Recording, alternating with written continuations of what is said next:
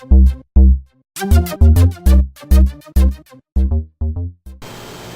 everyone, Pro Wrestling Talk is back, episode 2. As you can see in the background, new surroundings, new place. And that's really why I've been sort of MIA a little bit, because I've been busy moving stuff up here, now residing in Washington. It might be Labor Day weekend, but I'm still hard at work. Just doing a whole lot of things, getting prepared for some new things on the horizon. Anyway, a lot's been going on in the world of pro wrestling. I only watch WWE and TNA these days. Really don't have time to watch the other stuff like Ring of Honor and all of that. But for purposes of this video, to at least keep it somewhat short, I'll focus on just 6 things for this video and then call it a day. I'm going to hopefully try to do predictions for the WWE and TNA pay-per-views. There's going to be No Surrender next week and then Night of Champions the following week. But we will see what happens with that. So first of all, we have the WWE and World Heavyweight Championship title pictures in WWE. So WWE title picture now set, CM Punk is going to face John Cena at Night of Champions. And long story short here, this is really going to be just another way to prolong CM Punk's title reign. John Cena, as we all know, doesn't need the WWE Championship. He doesn't need it to get a huge reaction.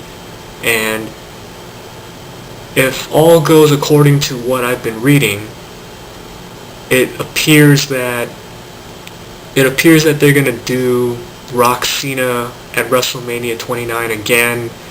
So in that regard, we're going to have Cena probably win over Rock at next year's WrestleMania, and that will be the whole passing of the torch deal. As for CM Punk, he's likely going to hold on to that title until the Royal Rumble, where Rock's going to come in. He said he's going to face the champion, whomever that was going to be, at the Royal Rumble. Rock's going to likely win that.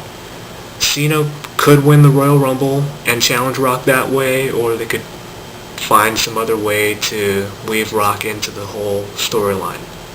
As for the world title picture, it's going to be Sheamus versus Alberto Del Rio, and this is likely going to be the time that Alberto Del Rio is going to win the world title from Sheamus.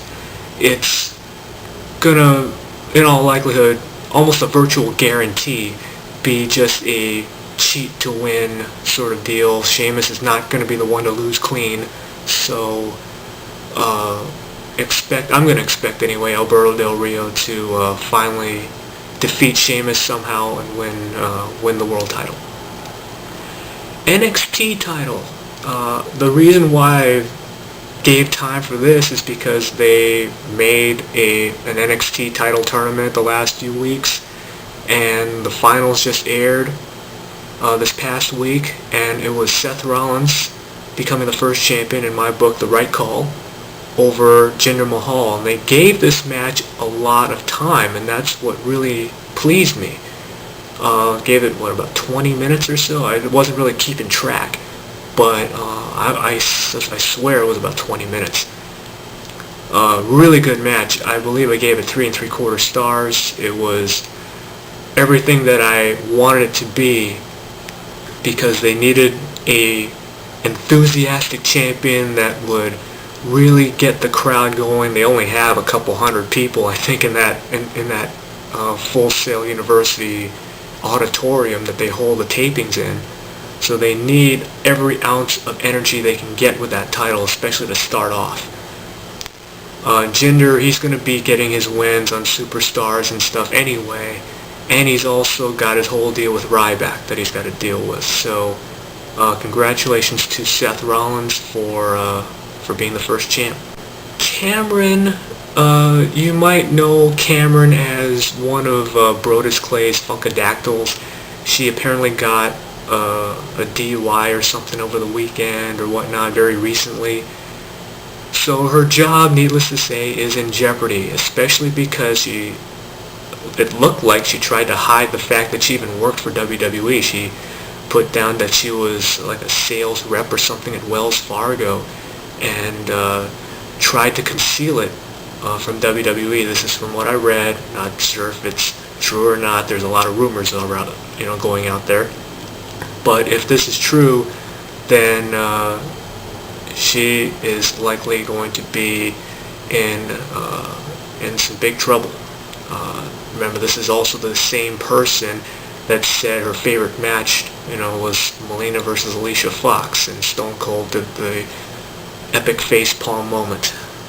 So Cameron's certainly an expendable talent, and I, for one, want Naomi to actually wrestle. She actually looked really good on NXT when that season was going on and Caitlyn somehow won. Moving on to TNA, we have the Bound for Glory series.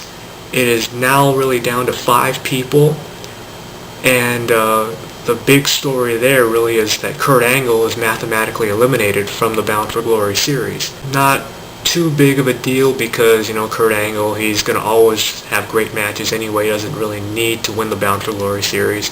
For all intents and purposes, I think I'm going to be seeing maybe a James Storm winning it all. He's already clinched the spot.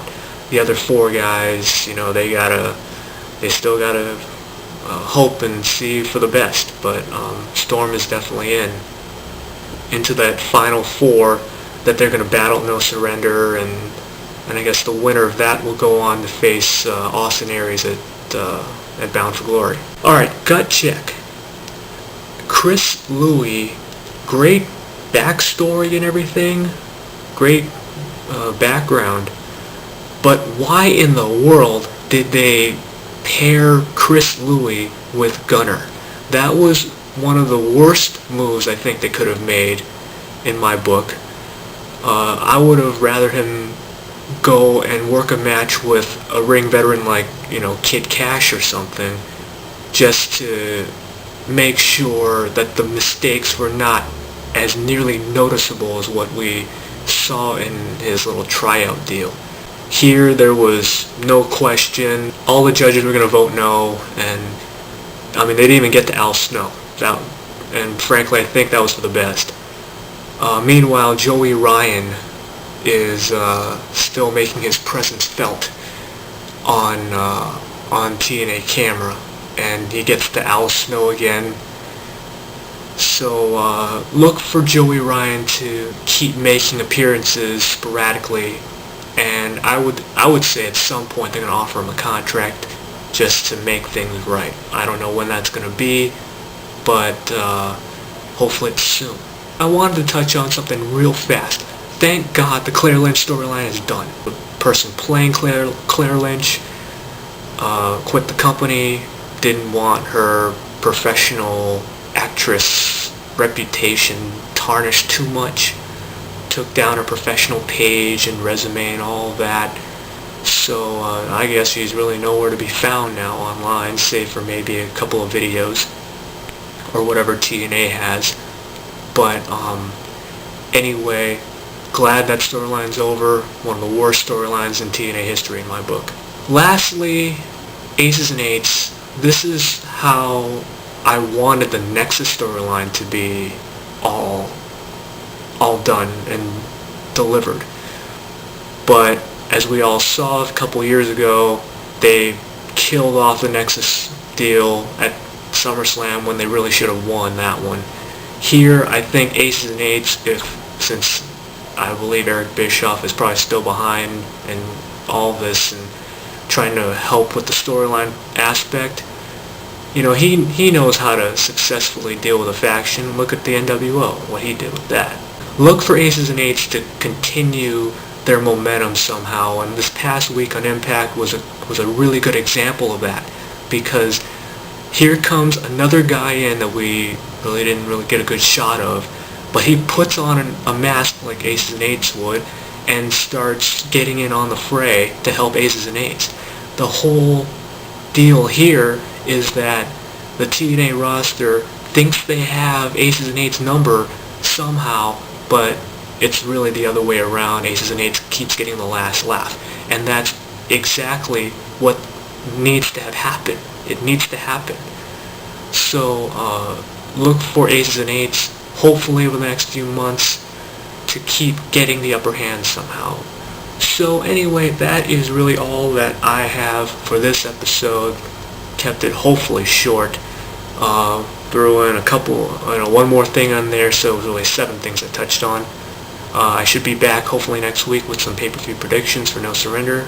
Catch you guys later.